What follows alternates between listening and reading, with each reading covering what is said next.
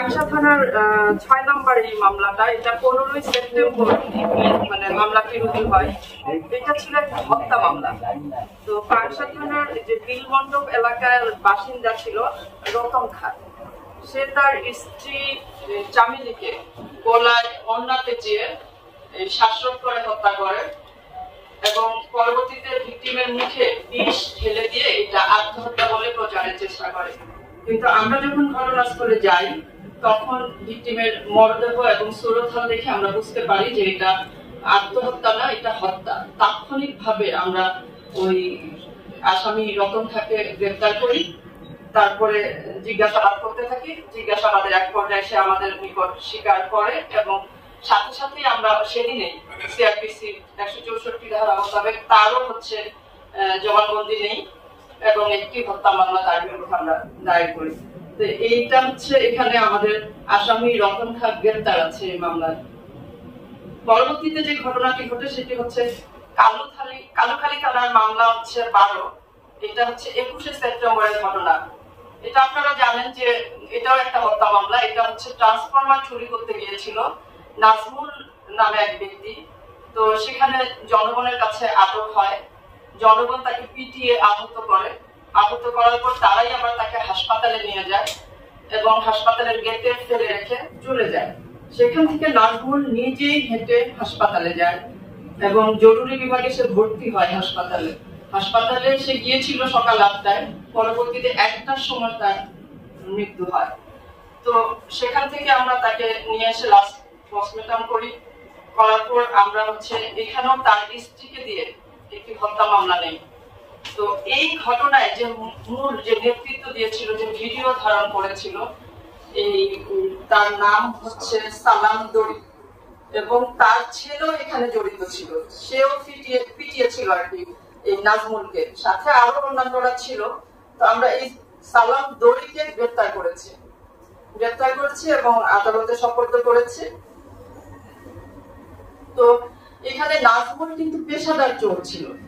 নাজমুলের নামে ৩টা ডাকাতি প্রস্তুতির মামলা পাওয়া গিয়েছে, ৬টা চুরির মামলা ছিল এবং অন্যান্য মামলা সহ মোট ১১টি মামলা ছিল।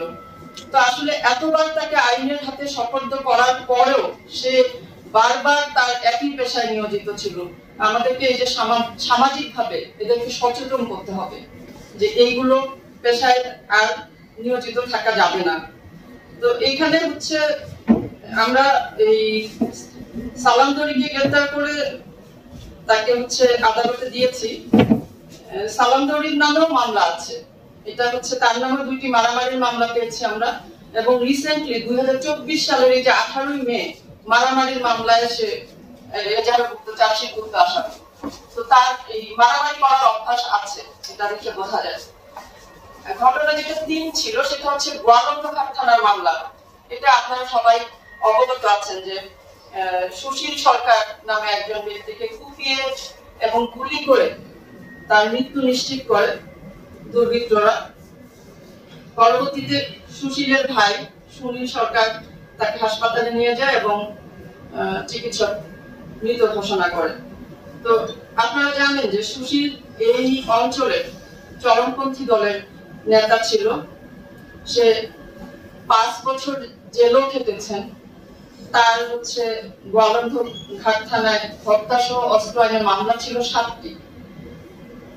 তো প্রত্যেক হত্যাকাণ্ডই আসলে এটা আমরা কেউই চাই না, এটা অনাকাঙ্ক্ষিত। তো হত্যাকাণ্ড ঘটনার সংবাদ পাওয়া মাত্রই পুলিশ ঘটনাস্থলে যায়। আমরা ময়নাতদন্ত সম্পন্ন করে লাশ পরিবারের নিকট হস্তান্তর করি। সুনীল সরকারকে বাদী করে সুশীল সরকারের ভাই বাদী হয়ে গোয়ালন্দঘাট থানায় একটা মামলা দায়ের করে। আমরা এই ঘটনার প্রেক্ষিতে একজনকে গ্রেফতার করেছি, জনি নাম। তাকে আমরা জিজ্ঞাসাবাদ করেছি, আরো জিজ্ঞাসাবাদের প্রয়োজন হতে পারে। আপনারা জানেন যে এই জনি সেও কিন্তু অস্ত্র আইনের মামলায় এবং মাদক মামলায় গ্রেফতার ছিল। আর সম্প্রতি যে ঘটে যাওয়া সবুজ মার্ডার মামলা ছিল সেটার চার্জশিটভুক্ত কিন্তু আসামি এই জন্য। সকালেই আমরা এই শিশুটির লাশ পাই।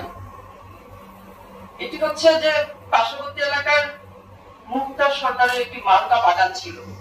সেই বাগানের বেড়া ছিল কাঁটা তার দিয়ে ঘেরা এবং সেটাতে বিদ্যুতায়িত করে রাখা হয়েছিল যেন কেউ প্রবেশ করতে না পারে, কিন্তু ছোট শিশু বুঝতে না পারে। সে ওই মালটা খেতে গিয়েছিল সম্ভবত, গিয়ে ওই বাগানের বিদ্যুতের তারের সাথে বিদ্যুতায়িত হয়ে সে মারা যায়। পরবর্তীতে এই মুক্তার সর্দার এবং সম্ভবত ধারণা করা হচ্ছে তার যে বাগানের কেয়ারটেকার ছিল বা দারোয়ান ছিল, সে সহ এই বাচ্চাটির মৃতদেহ পার্শ্ববর্তী ধান খেতে ফেলে রেখে দেয়। তো আমরা সেখান থেকে মৃতদেহ উদ্ধার করি, মামলা দায়ের করেছে। এটা আমরা অবহেলাজনিত কারণে মৃত্যুর মামলা নিয়েছি। আসামি পলাতক আছে। আমরা ওই দারোয়ান এবং মুক্তার সর্দারকে গ্রেপ্তারের চেষ্টা করছি।